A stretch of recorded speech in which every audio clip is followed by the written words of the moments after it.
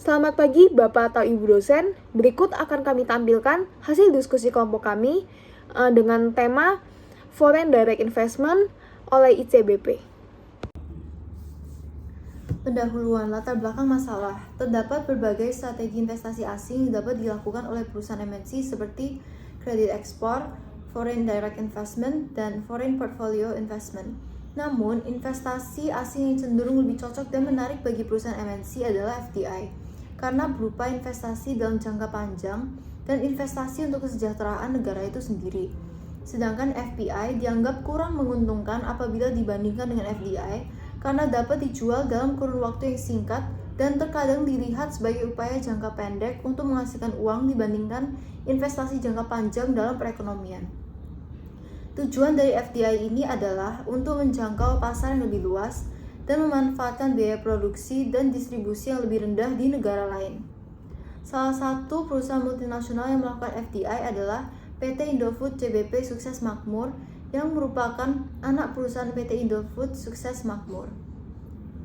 Salah satu produk dari perusahaan ini yang paling terkenal tidak hanya di dalam negeri tetapi juga di luar negeri adalah mie instan. Fakta ini didukung oleh total konsumsi mie instan di Indonesia yang mencapai lebih dari 13 miliar porsi sehingga produk ini dapat dengan mudah ditemukan di mana-mana.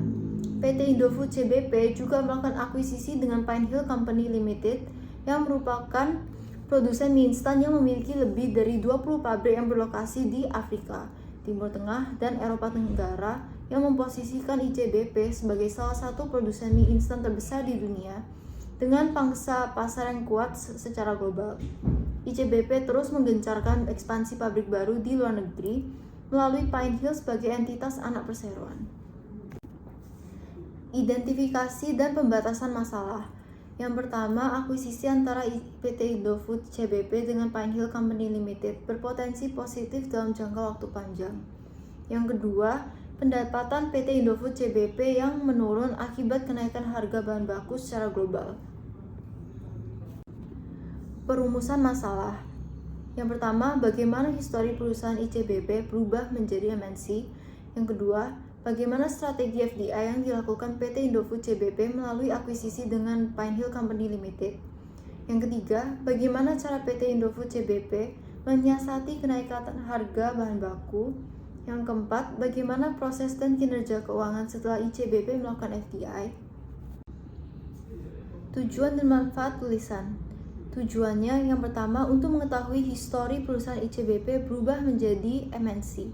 Yang kedua, untuk menjelaskan strategi FDI yang dilakukan oleh PT Indofood CBP melalui akuisisi dengan Pine Hill Company Limited.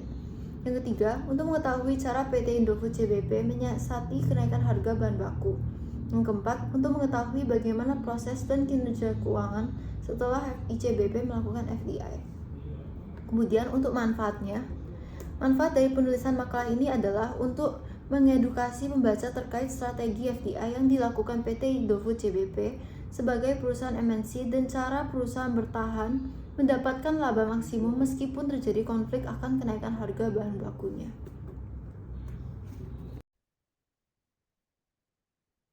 Tinjauan pustaka. Yang pertama, foreign direct investment menurut Krugman adalah arus modal internasional di mana perusahaan dari suatu negara mendirikan atau memperluas perusahaannya di negara lain. Lalu ada FDI vertikal yang merupakan penanaman modal asing dalam bentuk ekspansi ke negara asing, tetapi operasional perusahaannya masih berkaitan dengan perusahaan utama. Lalu FDI horizontal adalah penanaman modal asing dalam wujud ekspansi bisnis ke negara-negara lain untuk memproduksi produk sejenis. Lalu masalah foreign direct investment pada ICBP. Bahan baku mentah utama dari produk mie instan yaitu gandum mengalami kenaikan harga akibat konflik antara Rusia dan Ukraina yang menyebabkan gagal panen. Kegagalan panen ini menghambat rantai pasokan gandum, alhasil menyebabkan kelangkaan gandum di pasar internasional.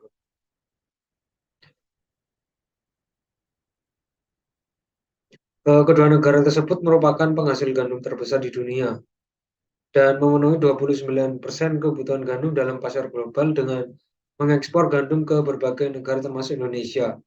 Hal ini berpengaruh terhadap volume penjualan Pine Hill yang mencapai 7,4 miliar paket mie per tahun. Namun total tersebut belum mencapai separuh dari volume produksi mie instan ICBP yang telah mencapai 18 miliar paket per tahun pada 2016. Selain itu, hal ini juga menyebabkan pendapatan ICBP yang semula naik 16% pada kuartal 1 menjadi turun 8% secara tahunan akibat kenaikan harga komoditas bahan baku. Lalu masuk ke faktor dari FDI. Yang pertama, revenue related motives. Enter profitable markets. ICBP mengalami bahwa perusahaan lain dengan industri yang sama apakah berpotensi menghasilkan pendapatan tinggi di negara tertentu. Hal tersebut yang membuat ICBP memutuskan untuk menjual produknya di pasar tersebut. Lalu ada diversify internationally.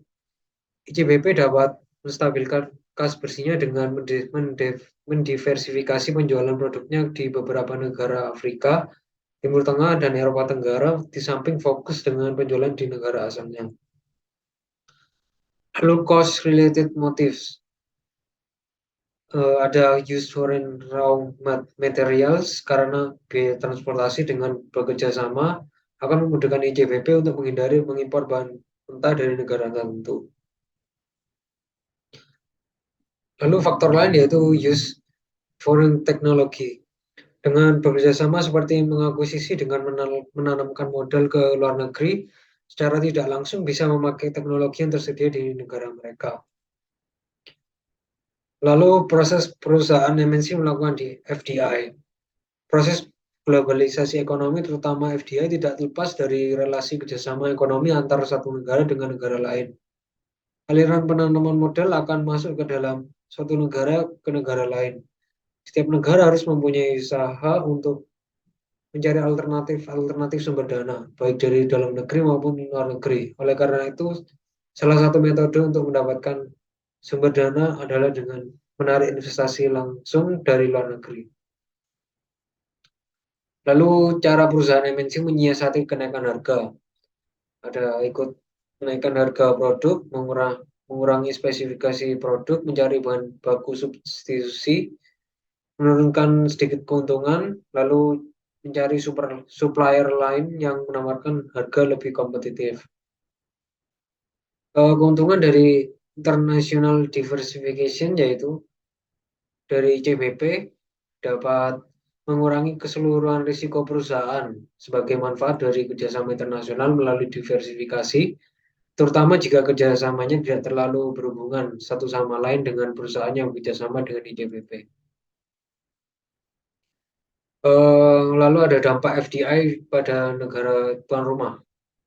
Yang pertama, incentives to encourage FDI. Insentif umum yang ditawarkan oleh pemerintah di sana, termasuk keringanan pajak atas pendapatan, tanah, dan bangunan bebas sewa, pinjaman berbunga rendah, energi bersubsidi, dan mengurangi peraturan lingkungan. Insentif bergantung pada seberapa besar keuntungan yang diharapkan dari FDI MNC. Lalu ada hambatan dari FDI. Yang pertama dari hambatan dari industrinya sendiri, yaitu hambatan di negara tertentu di mana ICBP di beberapa industri memiliki substansial yang memiliki kuasa pemerintah dan kemungkinan akan menggunakan kuasa tersebut untuk mencegah persaingan dari ICBP yang mencoba FDI. Lalu yang kedua ada hambatan dari environmental, karena ada beberapa negara yang memberlakukan pembatasan yang lebih ketat pada anak perusahaan, ICBP mendapati hambatan baru di negara yang luar. Lalu ada regulatory barriers, yaitu pemberlakuan batasan peraturan seperti berkaitan dengan pajak, konvertibilitas mata uang, pengiriman pendapatan, hak-hak karyawan, dan kebijakan lain yang dapat mempengaruhi arus kas ICBP yang didirikan di sana. Lalu yang terakhir, accessing the visibility of potential FDI. Proses ini dimaksudkan untuk menyaring berbagai peluang FDI sehingga MNC dapat berfokus pada peluang tersebut berpotensi yang tertinggi. eh, dengan cara evaluating FDI opportunities that pass the first screen. Karena terdapat beberapa peluang FDI, ICBP dapat menerapkan analisis umum untuk menyaring banyak peluang sehingga dapat diterapkan secara fokus pada beberapa peluang yang mungkin menawarkan manfaat terbesar. Yang terakhir, solusi teoritis yang digunakan. Solusi dari studi kasus PT ICBP pada motif apa saja yang menjadi pertimbangan melakukan foreign direct investment atau FDI serta menghadapi hambatan yang ada adalah perlu menyusun strategi dan mempertimbangkan sebelum melakukan FDI di negara luar serta bagaimana PT ICBP menyesuaikan harga jual ketika terdapat adanya kenaikan harga baku. Jadi pembahasan yang pertama yaitu histori ICBP menjadi MNC.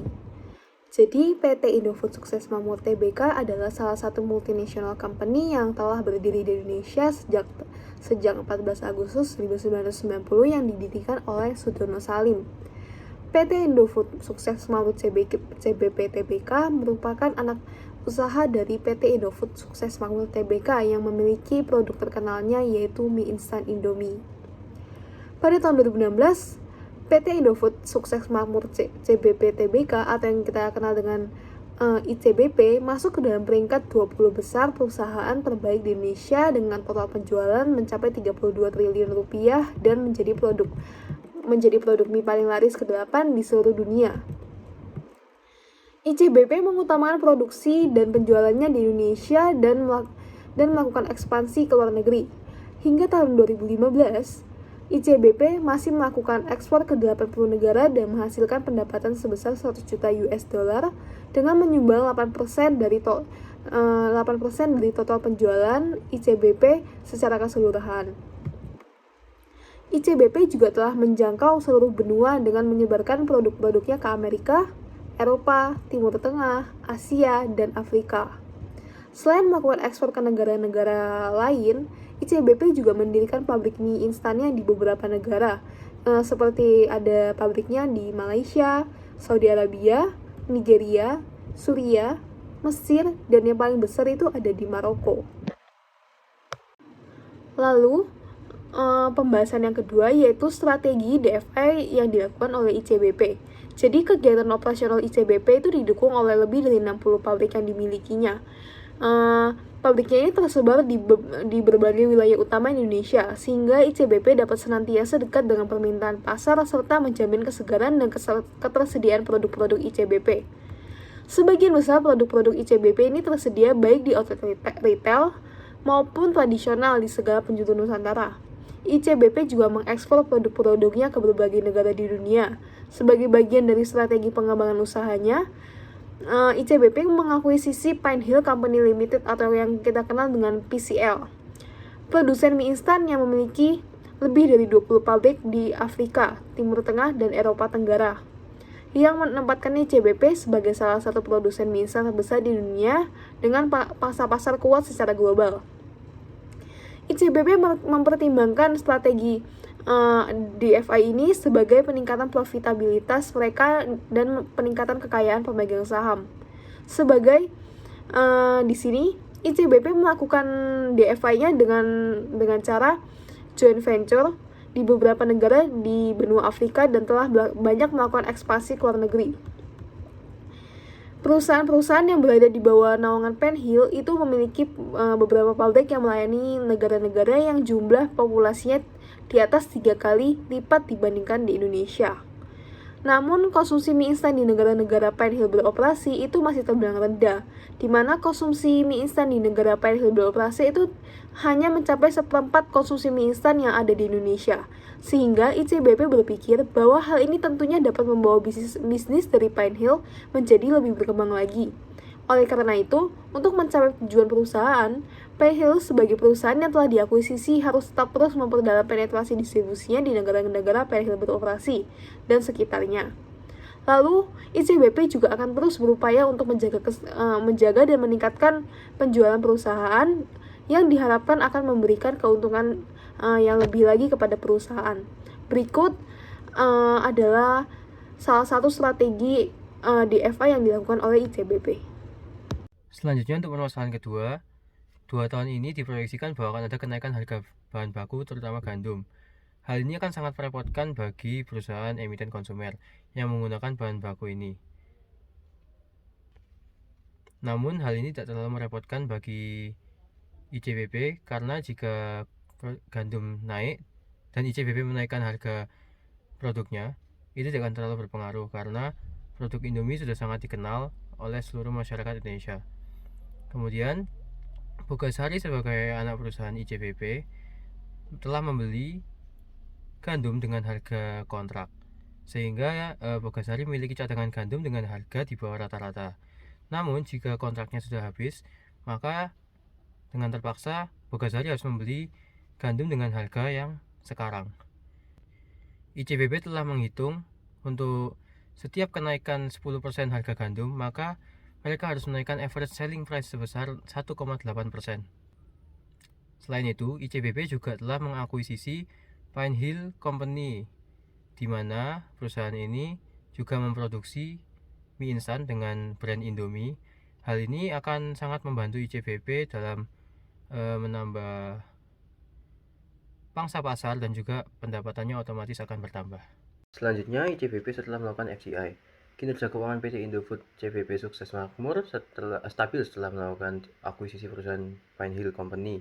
Walaupun labanya yang menurun, yang diakibatkan oleh kos yang dikeluarkan oleh ICBP yang banyak karena kenaikan harga bahan baku. Namun kinerja ICBP akan tetap tumbuh seiring berpulihnya kondisi ekonomi. Di lain sisi, Pine Hill juga memiliki pangsa pasar yang kuat di 8 negara di kawasan Afrika, Eropa Tenggara, dan Timur Tengah. Hal ini justru akan memberikan keuntungan bagi ICBP dalam memasarkan produknya, yaitu mie instan. Konklusi, dari pembahasan di atas dapat dilihat bahwa ICBP sebagai perusahaan MNC telah menerapkan FDI dengan melakukan akuisisi dengan Pine Hill Company Limited, produsen mie instan yang memiliki lebih dari 20 pabrik berlokasi di Afrika, Timur Tengah, dan Eropa Tenggara. Akuisisi ini dapat menjadikan ICBP sebagai salah satu produsen mie instan terbesar di dunia dengan pasar yang kuat secara global. Akan tetapi, pada kenyataannya ternyata konsumsi mie instan di negara-negara Pine Hill beroperasi hanya mencapai 1/4 dari total konsumsi mie instan di Indonesia. Tetapi meskipun begitu, penjualan perusahaan ICBP tetap aman karena produknya yang telah mendunia dan dikonsumsi oleh masyarakat luas. Jadi, walaupun terjadi kenaikan harga bahan baku, perusahaan ini tetap akan bertahan. Rekomendasi, agar perusahaan ICBP dapat mencapai tujuan, Pine Hill sebagai perusahaan yang telah diakuisisi harus tetap terus memperdalam penetrasi distribusinya di negara-negara Pine Hill beroperasi dan sekitarnya. Perseroan harus mempertahankan penjualan perusahaan dengan berupaya untuk menjaga stabilitas agar dapat memberikan keuntungan lebih. Meskipun kenaikan harga tidak akan terlalu berpengaruh terhadap penjualan produk perusahaan ICBP karena produknya telah dikenal oleh masyarakat luas, tetapi perlu bagi ICBP untuk memperhatikan ancaman dari kompetitor dan terus mempertahankan nama baik perusahaannya dan lebih meningkatkan lagi brand awareness mereka supaya dapat dikenal oleh pasar yang lebih luas, terutama Timur Tengah dan Afrika.